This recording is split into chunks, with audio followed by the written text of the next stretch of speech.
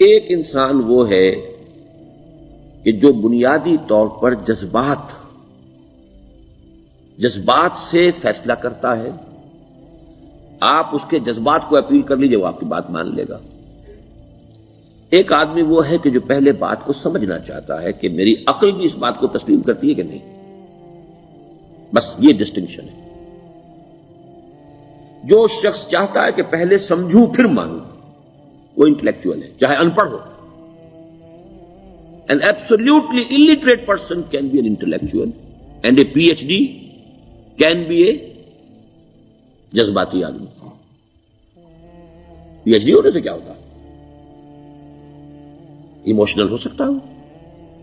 PhD تو اس نے کی ہے کیمسٹری میں کی ہے، کسی اور میں کی ہے، بہت دیر تک بیٹھا رہا ہے بیچارہ، اور وہ بہت سے اسٹیٹسٹکس جمع کی ہیں، ڈیٹا فراہم کیا، اس کے اوپر کوئی ایک پیپر لکھ دیا، PhD ہو گئی. ضروری نہیں کہ PhDs کے اندر کامن سینس بھی ہو. کامن سینس بہت بڑی ریئر سینس ہوتی ہے. It's called common sense.